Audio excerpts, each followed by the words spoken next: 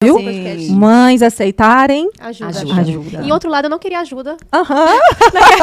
Olha só, eu não queria ajuda na questão no dia a dia, como Sim. babá.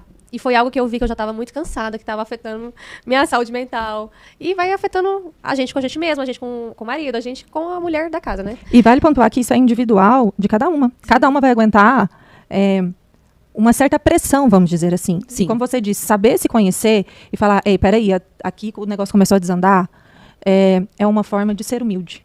De saber reconhecer os seus limites, né? Então, é o que você disse, uma hora você chegou, você falou assim, ei, peraí, eu tô precisando de um apoio aqui, eu preciso rever algum conceito sobre a maternidade, porque você estava construindo isso. E te voltando à palavra, para a gente dar continuidade, eu queria só falar algo sobre algo que você falou que é muito importante. Nós fazemos faculdade para exercer qualquer profissão, né? Para ser médico, para ser dentista, engenheiro, arquiteto. Pra ser alguém na vida. Advogado, para ser Ensinar, alguém na vida, né? O médico, ele passa 10 anos da vida dele, investe 10 anos estudando ali. E para ser esposa e mãe, o que a gente faz? Vai quebrando Deixa cabeça, a vida né? me levar. Vai acontecer. Vai acontecer, óbvio. Mas se você aplicar o seu tempo em adquirir conhecimento, em adquirir sabedoria, sem dúvida, vai ser muito mais leve, vai ser muito mais exponencial, né? E você vai saber passar pelas circunstâncias de forma muito mais sábia e prudente. Foi o que a Jéssica trouxe. Eu parei para estudar, eu não fiz faculdade convencional, mas eu parei para estudar sobre a maternidade, né? Muitas mães não param, Jéssica, nem grávidas e nem depois de ter filho. Acho que isso é besteira, acho que isso é bobagem. Então você parou para fazer isso, só que também depois você viu, peraí, aqui eu preciso adaptar para a minha realidade. Isso é a beleza da maternidade, né? Exatamente. Porque também não pode ficar preso, né, ao conhecimento. Exato. Porque eu passei por essa dificuldade também. Eu queria colocar aquele Aquilo, método que eu aprendi eu também. em prática e virou um fardo. Você também, Leite. Eu também. E eu sofri muito no primeiro filho. Aí nos outros foi ficando mais leve, viu? Uma mãe de primeiro. Deixa eu te falar, não desista. Porque às vezes as mães de primeiro... Não, dá o seu conselho aí, Jéssica. Não, espera aí. Na minha época, eu não sou tão velha assim, tá, gente? Mas na minha época não tinha essa questão de estudar sobre maternidade. E nem a disponibilidade. Então E você nem falou a disso, disponibilidade Na de informações. amamentação, não existia nada Gente, disso, né? nada disso. Você pega a criança ali e você fala, meu Deus, é uma pessoa que saiu de mim e agora? Tem minha mãe. Aí você vai para a rede de apoio, a mãe vem para casa, vai cuidar ali no período de resguardo, ela vai te dar o método que ela criou os filhos, e aí ela vai passar para você todas as informações e você absorver. Sim. Então, na minha época era assim, minha mãe determinava até, às vezes, o nome. O nome do Nésio, por exemplo, eu vou voltar a palavra para a Jéssica, mas ela falou, vai deixar colocar o nome do pai. E eu não pude discutir. Não fui eu que escolhi, né? Mas, enfim, não tinha esse método. Então, tinha, por outro lado, a questão do mais velho repetir o padrão. Nós repetimos os padrões das nossas mães ou pessoas da rede de apoio, né? Sim, Elis, eu tive uma experiência tão forte com isso. Eu acho importantíssimo pontuar isso. No meu primeiro filho, eu tive a riqueza do Mãe de Gerações que a gente está trazendo, né? Porque a minha mãe foi exatamente desse jeito.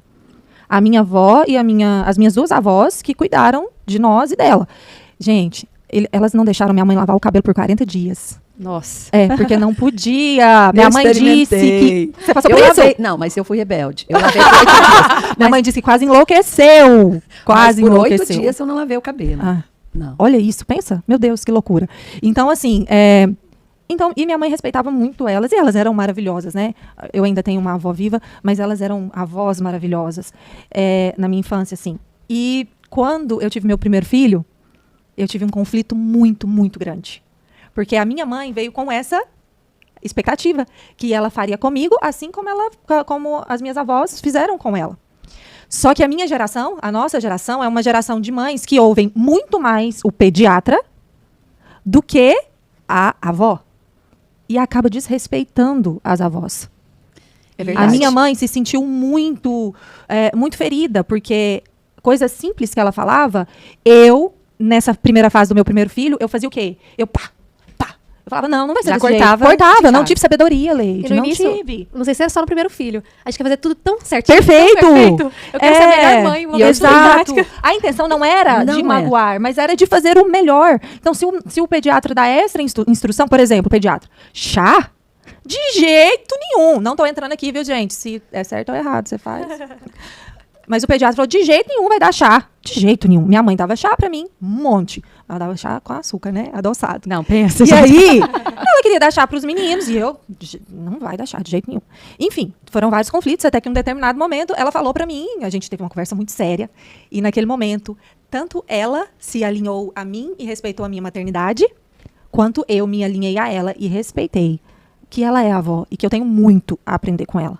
Então, nós duas nos Isso alinhamos. é muito lindo, sabe? que Não lindo. importa em qual tempo vai acontecer. Tem que haver um alinhamento, porque um dos princípios da sabedoria e da mãe sábia é um valor precioso que é o respeito. Uhum. O respeito, ele tem dois lados, duas faces. Eu quero ser respeitada e eu preciso respeitar. A avó, ela está ali com todo o amor do mundo para acolher aquela criança, porque é uma descendência de uma semente dela, que Deus colocou, né? Então, eu senti muito isso no início da vida, né, da Ana Liz, mas eu soube respeitar. Só que eu sofri.